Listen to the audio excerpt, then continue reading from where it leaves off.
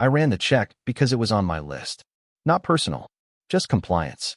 Our office in Colorado Springs did quarterly internal audits, and this one was routine. Confirmed dependents, emergency contacts, address history. The kind of thing you do between calls, coffee cooling on the corner of your desk, cursor blinking like a metronome. I clicked through the forms under my employee profile. Name, SSN, clearance level, the usual gray boxes. Megan's information sat where it always did. Spouse, primary beneficiary, the person I'd trusted to keep the world steady at home while I kept mine steady at work. The system lagged when I hit update family information. A little spinning wheel. Then the screen froze hard enough that I leaned back and exhaled through my nose, annoyed more than anything. When it refreshed, a new line had appeared under Megan's name. Not an address, not a phone number, an incident record. At first I assumed it was a misfile. Some other Megan with the same last name. A database hiccup. I moved the mouse, highlighted the entry, and read it again. Date, 2 weeks ago. City, Phoenix, Arizona. Type, arrest. I felt the room go quiet around me even though the office was still moving. Printers, keyboards, the low hum of conversations outside my door. I clicked into the details. Another field populated beneath it, an associate name. A male, not a coworker, not family. Chris Hale. I didn't know him, but the certainty that I didn't know him didn't bring comfort. It brought something colder. I sat there with my hand still on the mouse, staring at the screen like if I stared long enough, it would correct itself. Like I could scroll back to the version of my life that existed 5 minutes earlier. But I already understood what this meant. I was still in my office in Colorado Springs. And somehow, without moving an inch, I'd crossed a line I couldn't uncross. There was no going back to yesterday. Megan and I had been married 6 years, and if you'd asked me to describe our life the day before that audit, I would have used words like stable and earned. We weren't flashy. We weren't the couple posting anniversary reels or booking last-minute getaways. We were a house in a subdivision outside Colorado Springs, a garage that always smelled faintly of lawn fertilizer, and a calendar on the fridge with the same repeating blocks: school, work, groceries, Sunday. We had one daughter, 8 years old, missing 2 front teeth, all elbows and questions. She made a ritual out of Sunday breakfasts. Pancakes if I was up early enough. Scrambled eggs if I wasn't. Megan would stand at the counter with her hair clipped up, a mug in her hand, and she'd talk about the week ahead like it was a checklist we could conquer if we just stayed organized. I worked for a defense contractor, which meant my life ran on procedures and margins. You don't improvise when your job is built around trust. I lived carefully on purpose. No debt besides the mortgage. No late payments. No friendships that drifted into messy territory.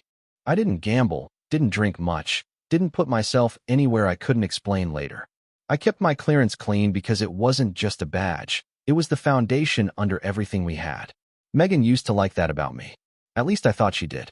She'd call me steady, sometimes with a half smile like it was both compliment and critique. Early on, she'd come home and tell me about her day in detail, names, office drama, the funny thing someone said in the break room. I'd listen, nod, ask the right questions, then go back to whatever I was building in my head for Monday. Over the last few months, those details had started disappearing.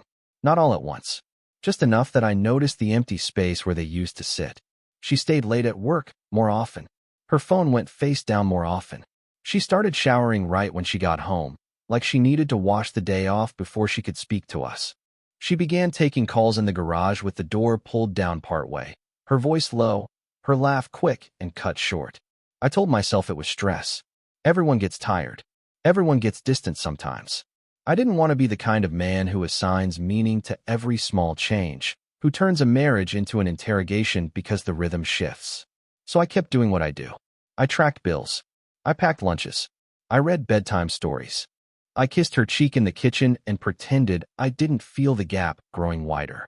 Then, in a single refreshed screen, the gap got a name, a date, a city, and suddenly small changes didn't feel small anymore. When I clicked into the incident details again, I wasn't looking for confirmation anymore. I was looking for structure. The arrest record listed 2 names, Megan's and his.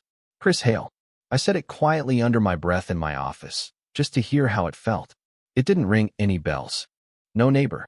No coworker she'd ever mentioned. No husband of a friend. Just a name that had existed somewhere parallel to my life without me knowing.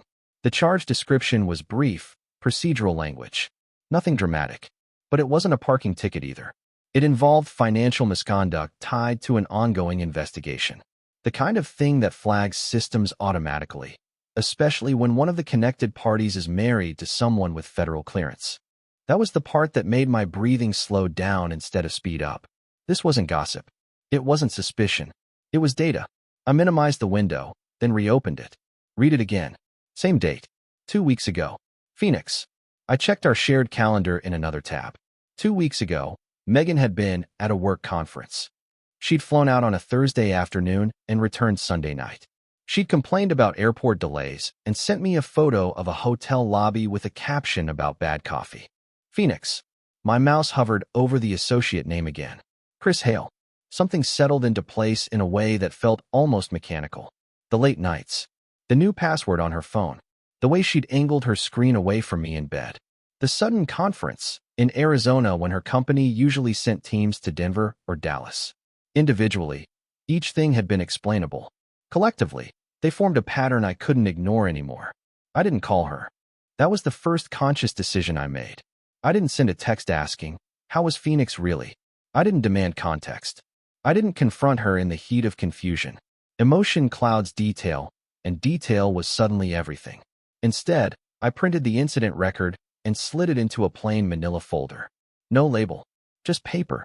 Then I sat back and stared at my office wall for a long minute, listening to the faint hum of HVAC through the vent. For the first time in our marriage, I stopped trying to interpret her behavior in a generous light. I stopped assuming stress, stopped assuming misunderstanding. I started assuming pattern.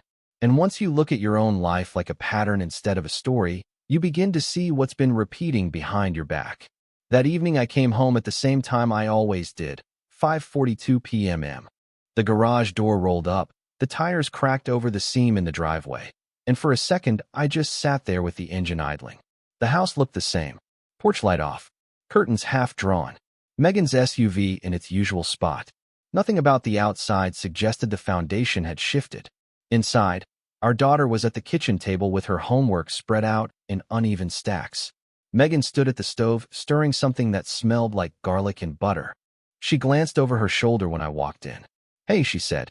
"Long day." "Pretty standard," I answered, hanging my keys on the hook by the door. That was the first moment I felt it, the separation between what I knew and what I was showing. The knowledge sat heavy and still inside me, but my voice sounded normal, calm, measured. We ate dinner at the table like we always did. Our daughter talked about a spelling test. Megan nodded, asked follow-up questions, corrected posture, reminded her to chew. She looked composed, familiar. If there was tension in her, it was contained better than I would have expected. At one point she mentioned being tired. "Work's been a lot lately," she said, pushing food around her plate. "We're juggling some new accounts." I nodded at the right time. Inside, something had already broken, but it wasn't explosive. It wasn't rage. It was more like a structural beam had been quietly removed, and the house was still standing out of habit. I watched her carefully without appearing to. The way she checked her phone face down beside her plate. The way she avoided eye contact for more than a few seconds at a time. The way she filled silence quickly with small details that didn't quite add up. 2 weeks ago, she had been in Phoenix. 2 weeks ago, she had been arrested. If you've made it this far, this story clearly caught your attention. If you're enjoying it, drop a like on the video. It helps me see what kind of stories you want more of next. Let's keep going. And tonight she was talking about garlic bread. After dinner, I helped with homework. I loaded the dishwasher. I read a chapter from the same book we'd been working through for days. I tucked my daughter in and listened to her steady breathing until it evened out. When I walked back into our bedroom, Megan was already under the covers, scrolling through her phone. The screen dimmed as I entered. I didn't ask about Phoenix. I didn't ask about Chris Hale. I didn't ask about the arrest. Instead, I changed into a t-shirt and lay down on my side of the bed, facing the ceiling. That was the moment I made a decision, not emotional, not reactive, strategic. I would move differently from now on. No accusations without evidence. No arguments without documentation. No sudden moves. If something in my life had been built on false information, then I would gather correct information. And I would do it quietly. I didn't hire the investigator the next day. I waited 48 hours. Not because I doubted what I'd seen, but because I needed to make sure I wasn't acting on emotion. I went to work. I attended meetings. I reviewed compliance reports. I let the initial shock drain out of my system until what remained was clean and focused. On Wednesday afternoon, during my lunch break, I stepped outside and made the call. His name was Daniel Mercer, former law enforcement, licensed in Colorado. Straightforward voice, no sales pitch. I told him I wasn't looking for confrontation or theatrics. I wanted confirmation, travel verification, communication patterns, associations. Discretion is standard, he said. Clarity is the goal. That was enough. Within a week, the first report came in. Time-stamped photographs. Hotel records cross-referenced with travel dates. Megan hadn't been attending a corporate conference in Phoenix. There was no event registered under her company's name that weekend. There was, however, a reservation at a boutique hotel downtown, booked under Hale's name. 2 guests. I read the report in my truck before driving home, the paper resting on the steering wheel. My pulse stayed steady. That surprised me more than anything. Daniel dug further. Hale wasn't random. He had prior involvement in financial fraud investigations in San Diego. Civil cases. Quiet settlements. Names that didn't make headlines, but lived in databases. Recently, he'd been under preliminary federal scrutiny tied to an interstate wire transfer inquiry. That explained the arrest flag. Megan's name appeared connected through repeated proximity. Not incidental. Not accidental. Phone records showed consistent encrypted messaging activity between her device and a secondary number registered through a privacy-forward provider. Travel overlaps matched those exchanges. Phoenix wasn't the first meeting. It was just the first one that went wrong. I didn't accuse her. I didn't change my tone at home. I adjusted my posture internally. I copied financial statements. I reviewed joint accounts. I noted unusual withdrawals, small enough to avoid attention, frequent enough to matter. I froze our secondary credit line under the justification of identity protection review. She didn't question it. At dinner, she mentioned being tired again. I asked neutral questions. Listened. Observed. The investigator continued working quietly in the background, feeding me facts without commentary, patterns without interpretation. And the more data I gathered, the less this felt like betrayal driven by emotion. It felt calculated, which meant I had to be more calculated. Not louder, not angrier, just precise. The call from security came on a Monday morning. It wasn't aggressive. It wasn't accusatory. It was procedural. Your access has been temporarily flagged pending review, the compliance officer said. His tone was neutral, practiced. There's been an external association linked to your household that requires clarification. I already knew what that meant. Because of Megan's contact with Hale, and because Hale was under federal scrutiny, my clearance had triggered a risk assessment. It didn't matter that I hadn't done anything. It didn't matter that I hadn't known.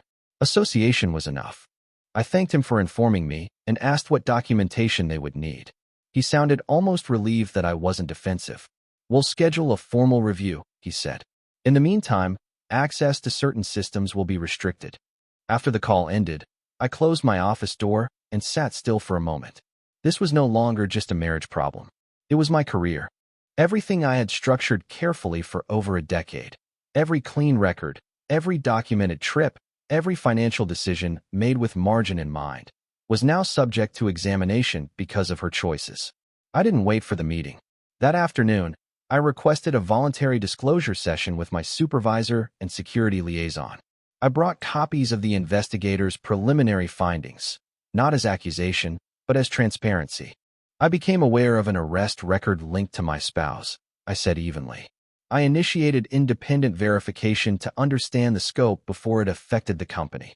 They listened, asked measured questions, took notes. I didn't mention betrayal. I didn't mention emotion. I framed it the only way that mattered in that room: risk containment. I had separated certain finances already, documented the timeline of discovery, ensured there were no shared business entanglements. I made it clear I had no involvement in, nor prior knowledge of, her associations. The meeting lasted just under an hour. When I walked back to my desk, my access was still limited, but my position was stronger than it would have been if I'd waited to be called in without answers. At home that night, Megan asked why I seemed distracted. Just compliance reviews, I said. Standard stuff. She nodded. accepting it without probing. The irony wasn't lost on me. I was protecting the stability of our household while quietly preparing to dismantle it. Not out of anger, out of necessity.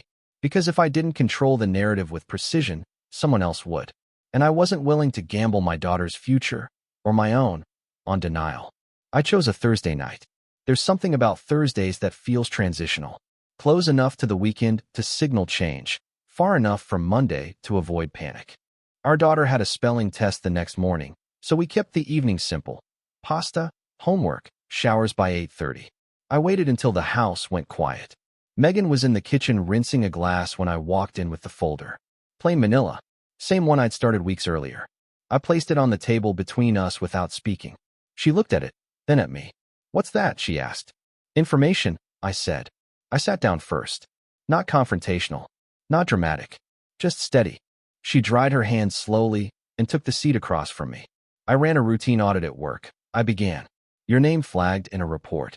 Her face didn't change immediately. That told me she didn't yet know which direction this was going. "There was an arrest in Phoenix," I continued. "2 weeks ago. You were listed." The pause that followed was small, but measurable. "That's not," she started, then stopped. "It must be a mistake." I slid the first document across the table. Date. City. Associate name. Chris Hale. She didn't touch the paper. "I've already verified it," I said calmly. "Hotel records. Travel logs. Messaging history." Her posture shifted then. Shoulders tightening, chin lifting slightly. "It wasn't what you think," she said. "I was helping him. It didn't mean anything." I let that sit in the air. "I'm not here to debate meaning," I replied. "I'm here because this has already impacted my clearance." That landed harder than the arrest. She blinked. "What?" "My access was suspended pending review. I disclosed everything voluntarily." Silence filled the kitchen. The hum of the refrigerator sounded louder than usual. She tried again, this time adjusting the narrative. "Chris is just someone I met through work. He needed advice. I didn't know about any investigation." I nodded once. Not an agreement. Just acknowledgement. "I hired an investigator," I said. "This wasn't incidental. It was repeated." Her composure cracked slightly then. Not tears, just a loss of structure. "It didn't mean anything," she repeated, softer now. I looked at her for a long moment. The woman I'd built routines around. The mother of my daughter. The person whose name had once felt synonymous with stability. "I've already filed," I said evenly. "Divorce paperwork was submitted yesterday." She inhaled sharply, like the air had changed density. "You didn't even talk to me first?" "I am talking to you now." There was no anger in my voice. No raised volume. Just conclusion. The documents stayed on the table between us like a boundary line neither of us could cross anymore. I hadn't come for confession. I had come to inform. After that night, there wasn't a dramatic explosion. There was no shouting that echoed through the house. No broken glass. No slammed doors. There was just space. Megan moved into the guest room the following evening. Not because I demanded it. Because neither of us pretended we could share the same room after that conversation. Our daughter noticed the shift, but didn't yet understand its shape. We told her we were working through adult decisions. It wasn't a lie. It just wasn't the whole truth. The legal process moved forward with a kind of administrative momentum. My attorney handled filings. Her attorney responded. Dates were scheduled. Financial disclosures exchanged. There was no spectacle, just paperwork, signatures, timelines. A few weeks later, her case in Phoenix resolved. Plea deal. Probation. A financial penalty structured over time. Chris Hale's situation unfolded separately, but his name surfaced enough in local filings that it became clear he had been under scrutiny long before Megan met him, or claimed to meet him. I didn't attend any hearings. I didn't contact anyone involved. I let the legal system do what it was built to do. At work, the internal review concluded after a series of interviews and documentation checks. My voluntary disclosure mattered. So did the investigators' reports showing I had no operational involvement in Megan's activities. My full clearance was reinstated. The email confirming it was brief, professional, final. I read it twice anyway. Friends responded in predictable patterns. A few reached out quietly to check on me. Most kept a respectful distance. With Megan, it was different. Invitations slowed. Conversations shortened. Not because I said anything, but because information circulates on its own once it exists in official records. I didn't correct anyone. I didn't defend myself publicly. I didn't need to. The truth, once documented, has its own gravity. At home, routines adjusted. Alternate weekends. Shared calendar access. Structured pickup times. Everything outlined clearly, agreed upon in writing. I kept conversations with Megan logistical. School events. Medical appointments. Schedules. No postmortems. No revisiting the past. There's a temptation in situations like that to push, to expose, to explain, to force acknowledgement. I resisted it. Not out of mercy. Out of discipline. The collapse had already happened. The lies had already unraveled. There was nothing to accelerate. So I let events move at their natural pace. And slowly, without me pushing at all, the noise around her grew quieter, while my own life, stripped of subtext, grew simpler. By the time the divorce finalized, the house felt different. Not empty, just recalibrated. We agreed to joint custody under structured terms. Exchanges happened on Sundays at 6 p.m. sharp. School weeks were divided cleanly. Holidays rotated on paper, not emotion. Everything documented. Everything clear. There's a steadiness that comes with defined edges. The first weekend my daughter stayed with Megan after the separation, the house was quiet in a way I hadn't experienced before. I walked through each room slowly, not out of nostalgia, but assessment. What stays? What goes? What needs to be reconfigured? I moved my office into the spare bedroom Megan had used. Not as a statement, just practicality. I repainted the walls a neutral gray the following weekend, covered the small nail holes, reset the space. Financially, the settlement was straightforward. We sold a secondary investment account, split the equity according to the agreement. I kept the house to maintain stability for our daughter. I adjusted my budget without resentment. Numbers don't argue. They either work or they don't. Megan's probation required periodic reporting and restricted travel. It limited her options professionally. That wasn't something I influenced. It was simply consequence. I didn't feel victorious watching it unfold. There was no satisfaction in her setbacks, just acknowledgement. A few mutual friends drifted away from her orbit naturally. Not because I campaigned, because alignment shifts when credibility shifts. I stayed neutral in every conversation. When people asked, I kept it simple. It wasn't sustainable, I would say. That was enough. At work, my standing strengthened in a quiet way. Transparency during the review had reinforced trust. I was assigned to a new project 6 months later, one that required higher oversight. The irony wasn't lost on me. Life became cleaner. When my daughter was with me, I was present. Fully. Homework at the table. Pancakes on Sundays. Movie nights without tension under the surface.